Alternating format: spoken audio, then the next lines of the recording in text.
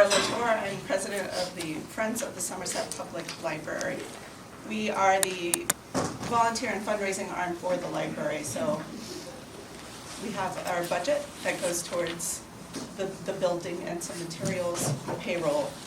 The rest of it, all these lovely events, the Monday matinees, the library passes, those are all paid through donations, grants, and money that we raise through the Friends. If you want to find out more, you can follow us on Facebook. We have a website too, friendsofthepubliclibrary.org. So in conjunction with John Larson, who is the director of the Somerset Historical Society, as well as being on a member of the Somerset Historical Commission, we decided that we needed to learn more about our culture and our history. So John, as I mentioned, is going to come up and talk to Dr. Weed. We have a calendar of events for the Friends on the library on the table, as well as some literature from Dr. Weed. So, thank you. Hi, I'm John Larson. As she said, I'm involved with the Historical Society, the Historical Commission. Also, Mr. Weed here asked me to be on the steering committee for the Solomon's Heritage Area. There's a website. What is it, Dave? Soames Early History. Soames Early History. If you want to go on there, you can learn more than you'd ever want to know. So, without further verbiage, Dave Weed. Thank you, John. But it's wonderful to see everybody. We really filled the room today. As John said, I'm working with a project called the Soames Heritage Area Project, which I started 7 years ago. And now it's a full-time job, even though I'm retired and nobody has to pay me. But you get curious about history, things happen, right? And that's what happened to me. So I'm happy to share some of my journey and things I've learned here, but hopefully I'll finish a little before 3 so we can have some questions and answers at that point, all right? So Soames is this whole area. I know on your brochure we didn't have Somerset because we didn't include Somerset at the beginning. Somerset wasn't a town until 1790, so we just had Swansea, but then we realized so much of Somerset's history preceded the town, so we've added it in there. But these are the areas that comprise Soames, which is the settlement or homeland of the Massasoit Usamiquan. Have you heard of the Massasoit? Yeah. Sure you have. Everybody's heard that. If you went to 4th grade, you know about the Massasoit. And what did he do? He greeted the pilgrims and welcomed them, okay? Well, it's not exactly like that, but he was definitely here and in charge of a large area, geographic area, and all of the tribes, sub-tribes, and clans within it, about 60 of them, in this whole southeastern Massachusetts and parts of Rhode Island. In fact, his territory went all the way up to the Massachusetts territory, just south of the Blue Hills, and extended throughout Providence as well. A closer map that was done by Tom Bicknell in 1909 shows you some of the geography of the area. And the map on the lower right enumerates the tribes. You see the Massachusetts, you see the Patuxet, you see the Narragansetts, the Pequots, and the Pokanoket. What's not there? What does everybody hear? Wampanoag, okay? Prior to 1675, you will not find a map that had Wampanoag on there. In fact, Wampanoag was not a tribe. It's an assemblage of people largely based in Mashpee that didn't occur until 1928. If you look at, here's another early map. The tribes that are in this area, the Mascot, Patuxet, Pokanoket, Manamet, and Nauset out on the Cape, were the existing tribes in this area, the ones that the colonists learned when they arrived. Shortly before their arrival, there was a great plague that went all up and down the East Coast, from Maine all the way down to the Cape. And that plague wiped out as much as 90% of the population in the native villages all along that coast. We don't know for certain whether it was one infectious outbreak or several in a series, but we do know from reports that over that 3-year period of time, there was what is referred to as the Great Dying. And if you can imagine, we had a COVID outbreak a few years ago, remember that? Yeah. And people died. Approximately what percentage of people in the United States died at that time? 1 to 2%. 1 million people, out of 330 million people. Not even 1%, okay? Imagine 90% of people dying. Imagine your entire village dead, okay? That was what was going on at that time. So just before the separatists, we are usually referred to them as pilgrims, that's not what they call themselves, they were the founding fathers, but the separatists arrived on the shore first out on the Cape in November, and then eventually worked their way to the village, which was called Patuxet Village then. Now you know that Patuxet, Plymouth Plantation is now Plymouth Patuxet. Yes. That was the original name. And they met with the people who had left and scattered the ones who were remaining out in the surrounding area. They knew there were people living there. They had some encounters with them out on the Cape, but they didn't see anybody in the village. It wasn't until the following March when Usamequin, now you know is the Massasoit, decided that it was time to go meet with them formally. And he sent Tisquantum, who was a native who grew up in Patuxet, was stolen, taken, kidnapped, and taken to Europe. And there first in Spain and then in London, he learned to speak English. Spent 2 years in London. He probably a fair amount of English at that point. Actually came back here twice, but finally worked his way down to his original village and found that everybody was gone. So he went over and got together with Usamequin in Somes in this area, and arranged in March of 22 to meet with of 21 to meet with the Pilgrims, and they had a meeting with the governor and green carpet and worked out a mutual defense treaty. That's a 6-point treaty that basically says, we won't harm you, you won't harm us. If somebody tries to harm you, we'll come to your aid, and vice versa. Okay, very simple treaty. That treaty remained in operation for another 40 years until Usamequin died. It's very important for the survival of both the tribal people and the English. The only time the United States government has ever acknowledged it is in a coin. Anybody collect coins? You know the Sacagawea coin? Okay, not on all of them, but some of them, if you flip it over, on the back is this depiction of a hand receiving a peace pipe.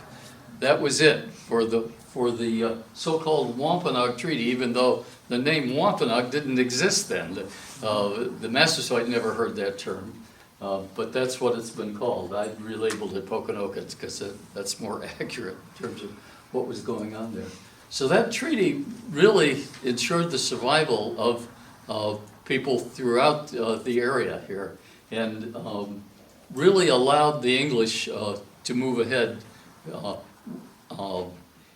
and grow over at least the next 10 years. So for 40 years, more and more English people began coming to these shores. In 1630, there was what was called the Great Migration. Of over 1,000 people in one summer came and settled in the Massachusetts area, Boston and surrounding area there. Like the Patuxent village, most of the tribal people along the Massachusetts coastline were also wiped out. So there was no resistance. People just moved in and started taking territory. That became a problem. Back in Plymouth, here's Squanto or Tisquantum. If you want to read a good book, it just got published. It's a book called Squanto, A Native Odyssey, and by Andrew Feldman, and he does a great job of telling the whole story of Squanto. He was kind of a mystical character. Nobody knew much about him, but he's done a lot of research and followed where he went in Europe, where he spent time in London, his several voyages back and forth, and then the particular role that he played in not only hammering up the treaty, but also dealing with the politics of the time. To the extent that the Massasoit became a little concerned. In fact, he wanted him removed because he was taking over too much of a leadership role. Unfortunately, he passes away mysteriously from some illness 2 years later. But he basically remained in his village. And as you can see, the village became populated again in this, following the treaty as native people moved in. They were fearful at first of coming there because they knew the effects of the plague, and they did not want that to happen to them. In fact, they thought the English kept the plague in a box and they could just release it anytime they wanted.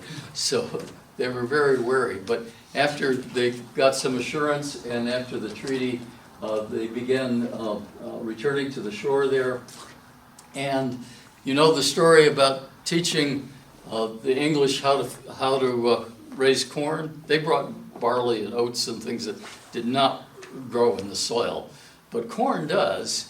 And by adding a fish, an alewife from the town brook running through there, provided enough fertilizer so that you could get a good crop of not only corn, but what else do you raise with that? Beans and squash, the three sisters, okay? Which if you're, anybody here a nutritionist, I've been told that it's complete nutrition. You don't need anything else. You can live on that for the rest of your life. And it grows well. It doesn't require a tremendous amount of work except chasing the birds away once the corn is ripe. So Tisquantum probably did not do the planting. He probably described the women from the village because it's the women who did the farming there. But he would explain to the English people what they were doing and why. And sure enough, it worked. They had a good bumper crop. And what happened later in the fall that year? Thanksgiving. Thanksgiving, yeah. We all know that story, right? So they invited 60 warriors from the Poconokeets, issued invitations. No. They were out hunting and they heard guns going off and they went to see what was going on and ended up staying for 3 days. And though there were language problems, in terms of understanding one another, it reflected at least a mutual cooperation that was going on at that time. So that part of the Thanksgiving story is correct. Probably didn't happen in November, probably October, and very similar to Thanksgivings throughout the year. In fact, the native people celebrated Thanksgiving every month. Well, 2 years later, Usamequin becomes ill, and Ed Winslow, who was essentially the Secretary of State for the Plymouth community, decided that he better get down to where Osamequin lived, here, and find out what was going on, because the reports initially came in that he was about to die. If he died, the treaty would have been null and void at that point, and the English would be vulnerable again to attacks from the Narragansetts and the Massachusetts. So Winslow arrives somewhere, probably in Warren, maybe some would argue as Barrington, it doesn't really matter, somewhere in that area, and describes in great detail in a book that he published 2 years later called Good News from New England, describing this encounter and the idea that he cured the Massasoit of whatever illness he had. And when he recovers, he says to Winslow, King Winslow, we will be friends for life. And he meant it. He kept that promise. Very important event that few people know about. Okay. Over the next 30 years or so, the population of Native people began dwindling, and this is the best graph I could find of it. Went from around 60 to 80,000 in 1620. By 1640, the population had dwindled to more like 15,000 at that point. Why? Well, not only the plague that took people out in 1616, 1619, but there was a series of epidemics, and you had a whole population of people who had no immunity. Meanwhile, people were coming from Europe, having grown up, had exposure to these illnesses, the ones who survived or the ones who were able to come over, and they were immune. So you have the native population here dropping dead in a matter of hours in some cases, whereas the Europeans seemed to not be affected at all. Imagine what people were thinking at that time. What's going on here? Meanwhile, the English population really takes off, and by 1700, we're up to 100,000 or more, and people populating this area to this day. The other difficulty at the time was the way the English would raise their animals. Native people didn't raise animals. They didn't have domesticated animals. We think they had some dogs that were used in hunting, but that's about it.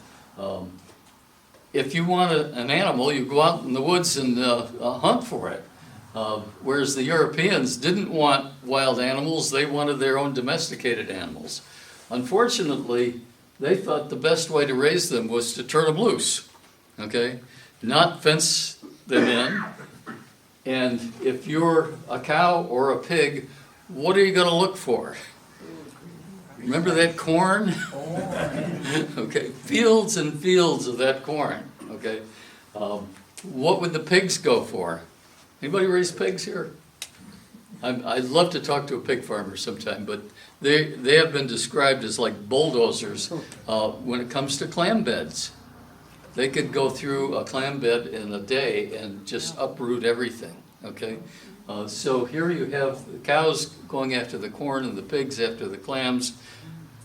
Native people, meanwhile, were dying of more infectious disease. There was a big outbreak of smallpox in 1632. So, besides those difficulties, you have the English attempt to convert the native people. What was that all about? Why do you want to convert people from another culture? If you're English, doesn't everybody want to be English? What could be better than being English, right? They thought that the heathen, savage, native people needed conversion, even though Roger Williams later on says they're the most welcoming people of all. The Christians are terrible. So by 1650, John Eliot, who got educated at Harvard. Remember, Harvard started in 1636 as the Indian College, and there was an effort to teach a number of native men the English ways. And in fact, the conversion went to the extent that they created up to 14 praying towns, they were called. These are villages throughout this whole region here, mostly in Massachusetts, but a few in Rhode Island, where native people would be coerced, invited in to live in the village. But it wasn't just a matter of conversion to Christianity. You had to be converted to being English. Men who always wore their hair long had to cut their hair. They had to dress in English clothing, and they had to live in English houses. So what does that sound like? Democrats. Does this happen in other places throughout the world? Yes, absolutely. This ethnic cleansing, okay, otherwise known as conversion, went on for years. Why might some Native people want to convert? What would be the advantage of being English? Remember, you've seen family members for years dying of these diseases, but the English aren't dying. Maybe if I convert, I'll be all right. So there was different manifestations. Not that they necessarily really adopted those beliefs, but they just thought this was a way of protecting themselves. Later in the war, it was a way initially to not be attacked by the English militias. Back to Soames and the Massasoit, he passes away in 1661. He's actually up in West Brookfield area because he had married a woman in the Nipmuc tribe. They were very close, the Poconokeets and the Nipmucs. And when he died, his body was carried down to what is today Burrs Hill Park behind my house in Warren and buried there. We know he was buried there because one of the graves that was dug up later on contained a copper chain necklace that was given to him by Ed Winslow. So it's almost certain that it was him, that he wouldn't have given that to someone else.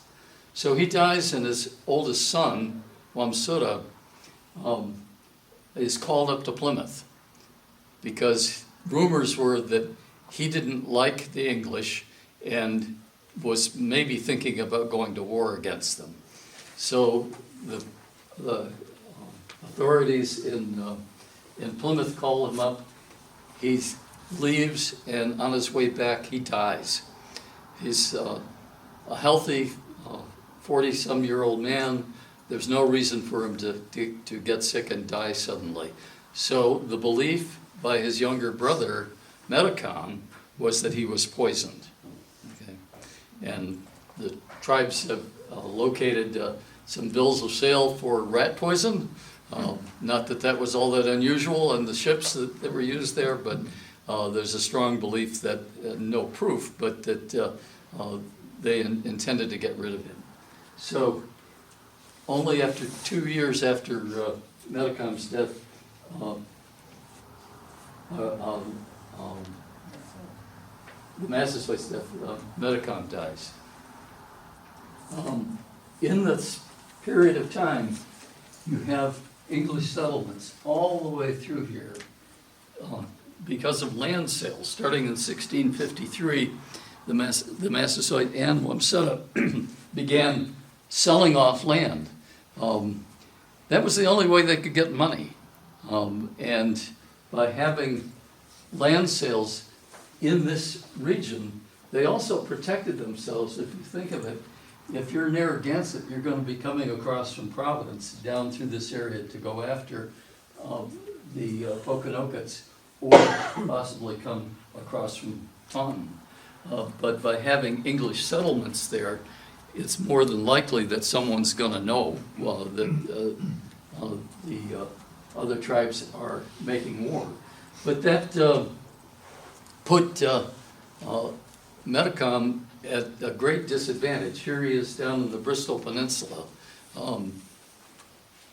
One of the problems they had was the wandering cows. There was a farm up here, Joe Winslow's farm, and the cows would go into this area, to the cornfields there.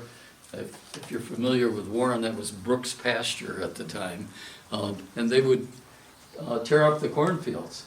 So they built a fence along there, and it seemed like the one way to keep the cows out. But does anybody raise cows? You know that they'll get across fences. They find their own way, and so it wasn't working, and Metacom was getting increasingly concerned that with the English expansion, that the tribe, which was now only numbering about 700 people in this area, that they're going to be wiped out. Going to develop a port, a deepwater port in Bristol. Perfect place for that, right? But that would have taken the tribe out of play down there. The event that preceded the opening of the war was the death of John Sassamon. John Sassamon was a Nipmuc man who had been educated at Harvard and was working to convert as many Native people as he could. In January of 1675, his body was found under the ice, and two Native men witnessed someone pushing him under the ice. It was made to look like it was an accident, but the witnesses said it was no accident. Sassamon was also about to warn Plymouth that they were going to be attacked. The original agreement, you remember the 6-point agreement, was that you're going to adjudicate Native crimes and we'll adjudicate English crimes. The English decided they're going to adjudicate this crime. So for the first time, they were trying Native people in the English court system. They brought a few Native men in to be on the jury, but that did not satisfy the Poconos. This was a great injustice and something that violated that original agreement. Even though the 3 men were found guilty, all 3 were hanged. 2 of them died, one of them the rope broke, but they shot him a week later.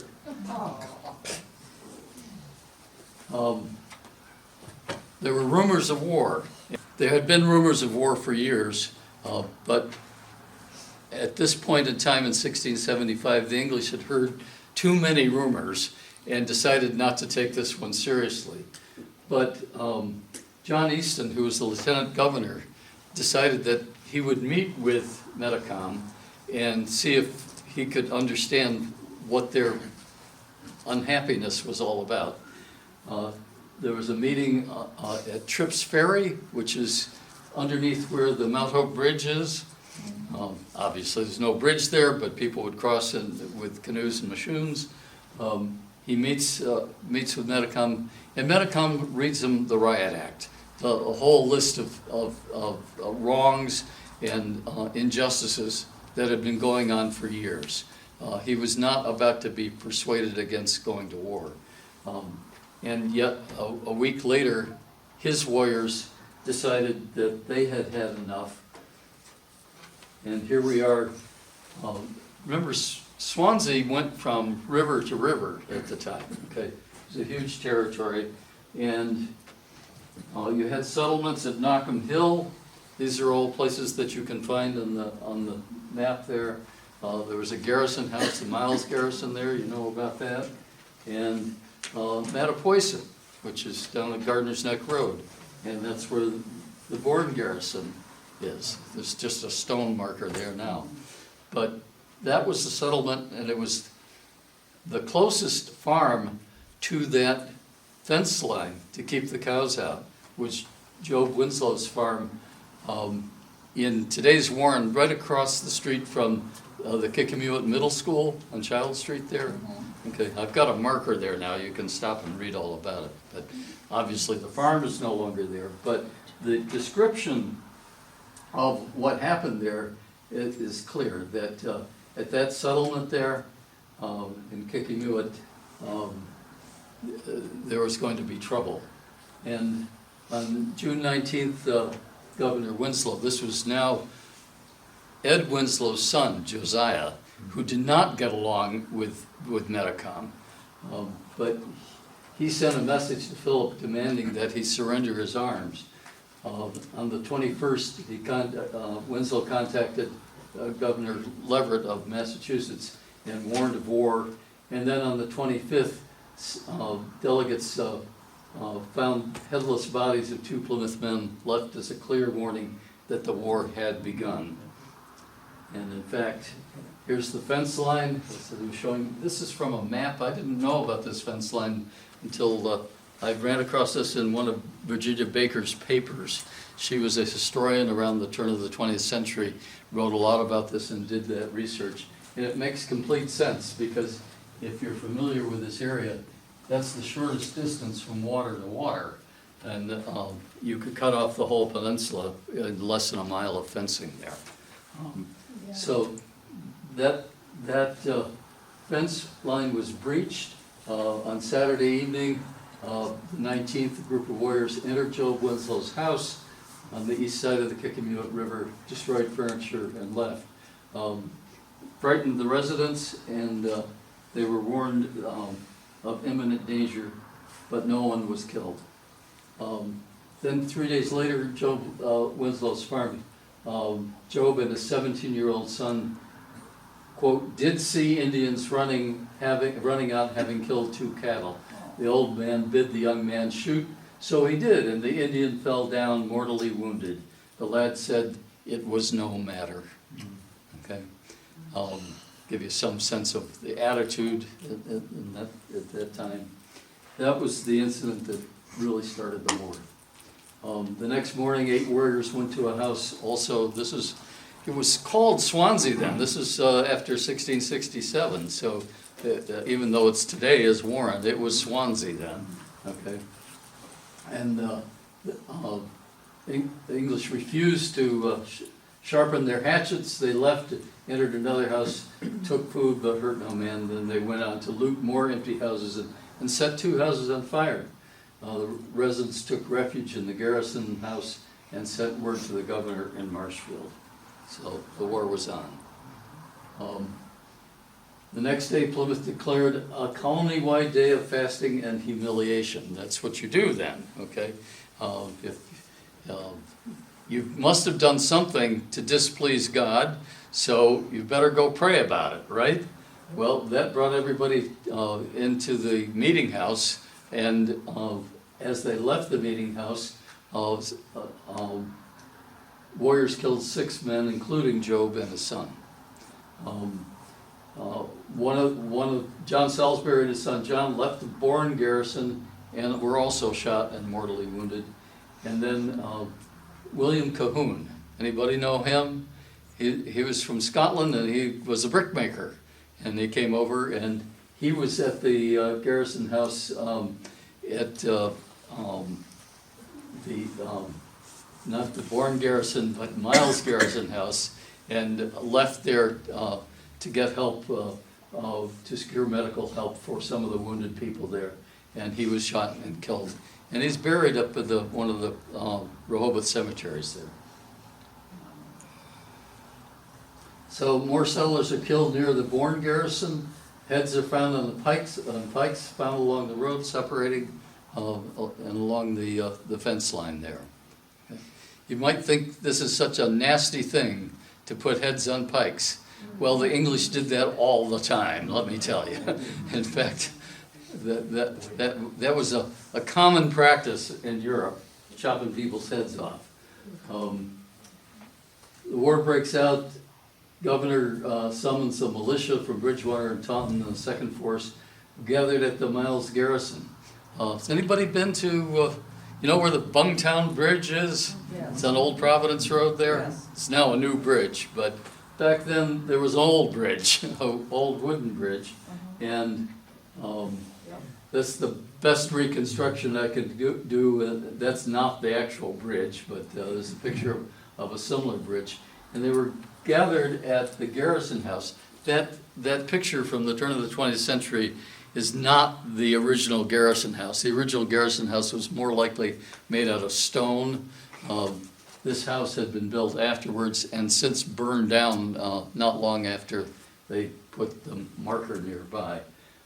But we know that they attempted to cross the bridge on several occasions, and several were shot and wounded and had to be dragged back to the garrison.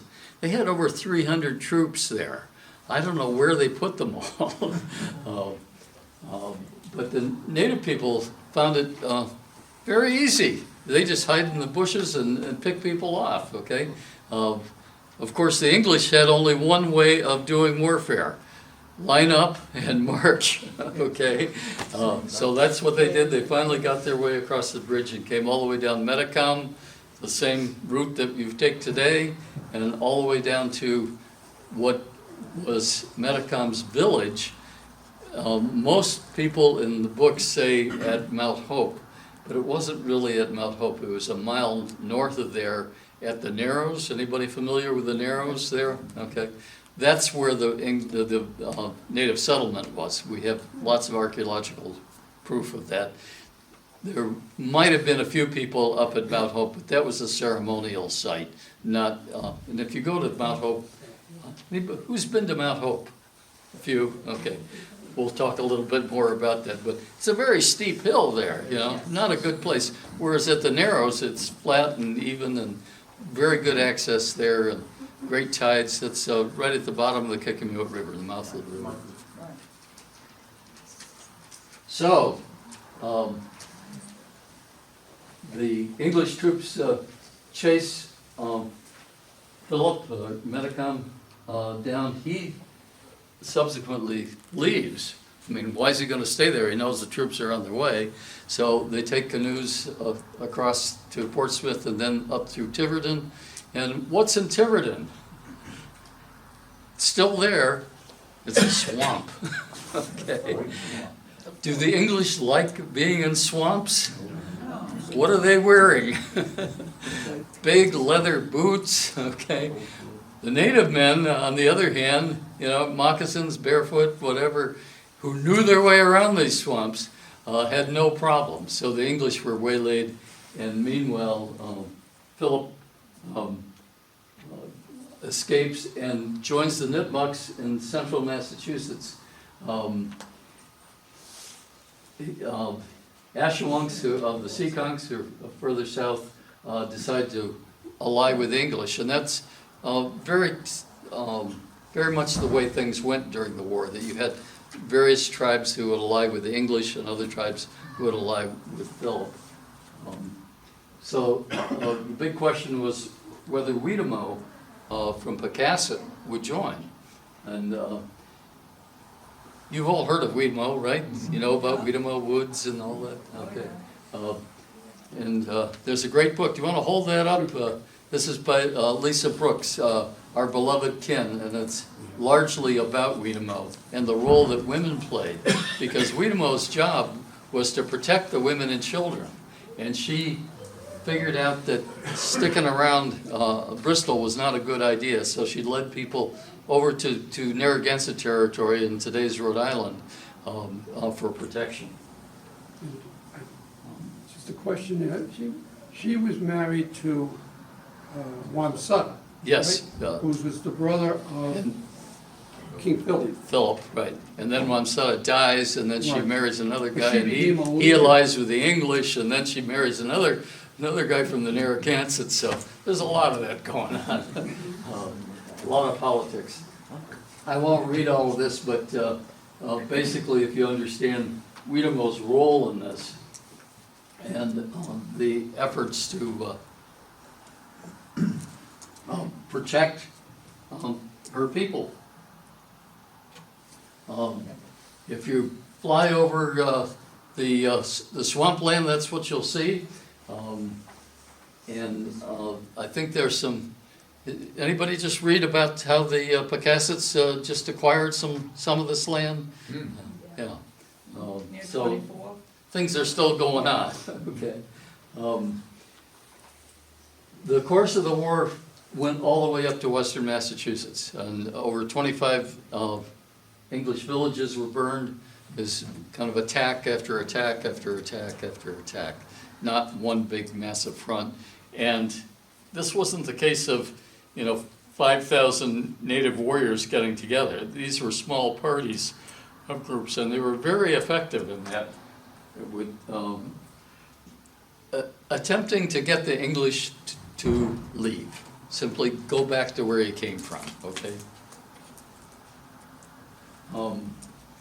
There's a raid on Taunton, military stronghold, and then there's a marker there now,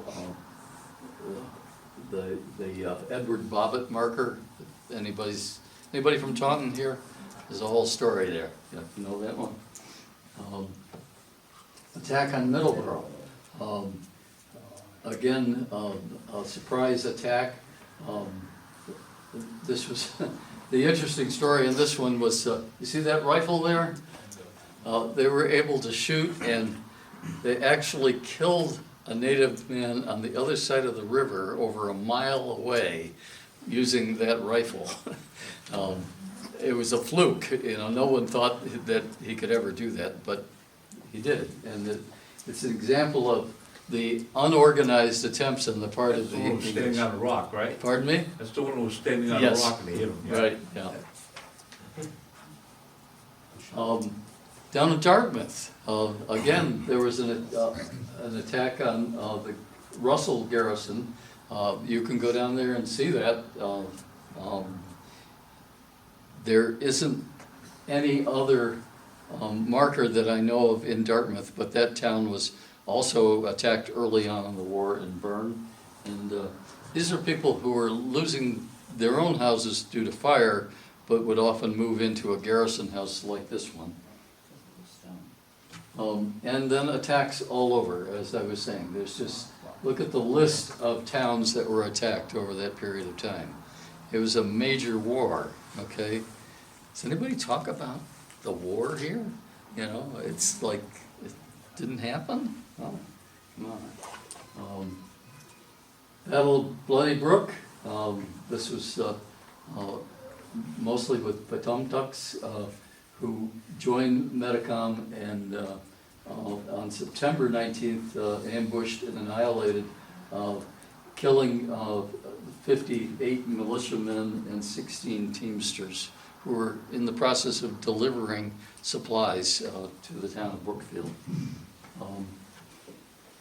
In December, the United Colonies, the Mass Bay Colony, Plymouth Colony, and Connecticut joined together in an effort to stop the war, and in the process did a raid on Narragansett settlement in the middle of a swamp, the Great Swamp. You can go there, it's a long walk, but and we're not sure if that's really the site, but you get the idea that here's an island in the middle of a swamp that they thought they were protected, okay? And swamps were often used in that way. Well, in this particular December, the swamp froze. So the English were able to just walk on the ice across and get to the village. And when they got there, found a palisaded village, with big planks around it, and set fire to it, and killed, burned alive, several hundred Native American women and children. It appalled the Narragansetts. This is not how you do warfare. They were totally incensed by that English attack, so they joined the war. They wanted to remain neutral, but not after that. And then went on to burn Providence to the ground. Mary Rawlinson is one of the stories of English captivities. What we know, there's a whole book that she wrote following her captivity in the wilderness, and it was widely read in Europe. People thought, this is what's going on in America. And then out in western Massachusetts at Turner's Falls, there was a great massacre there. Turner surprised a whole group of native people who thought they were safe, brings his men in the early morning hours before anybody's awake, and then begins setting their camps on fire to the point that people were jumping into the falls of the river and dying in the process. Again, hundreds of people, between 200 and 300 native people were killed, mostly children and elderly people. Okay. Again, what are these people doing? Who are these English fighters? Back here, Wiedemo, you know where she crossed? Anybody have theories here? It's at Somerset. We think down by the Brayton power plant there, that site. But in the process of trying to get across the river, she drowns. They discover her body and desecrate it, cut her head off. Okay. Meanwhile, the native people in the area are sent them into a frenzy of grief and proof of the love she inspired in her people. Finally, the war ends in August 18th in 1676, when Benjamin Church, who had organized the militia and was the first militia leader in this area, tracks Metacom down. He's losing the war. They ran out of food and ammunition, and it wasn't until late in the spring of 1676 that things turned. But Church was able to hunt him down, was going to shoot him, but his gun misfired, and a native man who was with them, Alderman, shot and killed Philip. And the location is marked. When you get a chance to go back up to Mount Hope, we'll talk about that in a few minutes, you'll find a marker there where he was killed. And the Poconokeets gather there every year to remember Philip. Soon after that, Church tracked down Anawan, who was kind of the chief, who was in his 80s at the time, and who remembered the original agreement and the original friendship between the English and the Poconokeets at the time. But he captured the native warriors without firing a shot, and then stayed up all night talking with Anawan about war stories. Anawan's then sent to Plymouth and executed. So, following the war, with 2,500 English settlers who were killed, about 30% of the population, the thousands of native people were, if they weren't killed or captured, were sent into slavery, many of them taken to Barbados, and many of them killed themselves because they would rather die than be enslaved. Okay? Not that working in a sugar plantation is a great life, let me tell you. So what's happened to them? Where are the Poconokeets today? A small number of descendants continue to live in the area. There's some of the family pictures there. The picture with George Washington is Simeon Simon, who was George Washington's personal bodyguard. And he never knew that Simeon was Poconoket, because after the war, if you said you were Poconoket or spoke the language, you could be shot on sight. So he never revealed that he was Poconoket. Much of the tribe was forced into the Shetucket Reservation under Uncas in Connecticut. But basically, the Poconoket people were removed from this area. Today, they're back. Okay, over 300 live in the region. They're celebrating their survival in that respect. If you go over to East Providence, John's been over there, there's a big mural that was just painted there, celebrating the Pokanoket tribe. They've been doing Heritage Day events every year over in Burrs Hill. What's just recently happened? On November 15th, with the Pokanokets at Mount Hope.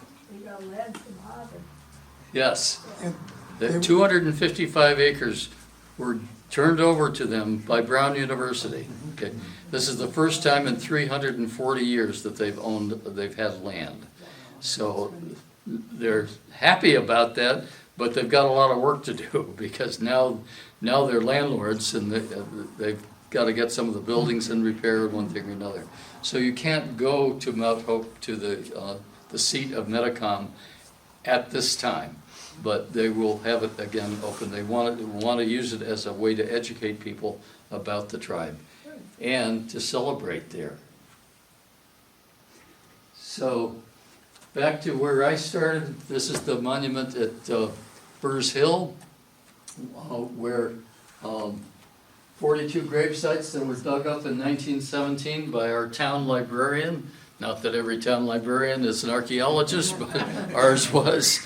And he was tired of people finding skeletons and pots and one thing or another and taking them home. So he got permission from the railroad who owned the gravel area there and exhumed 42 graves and then sent stuff to museums.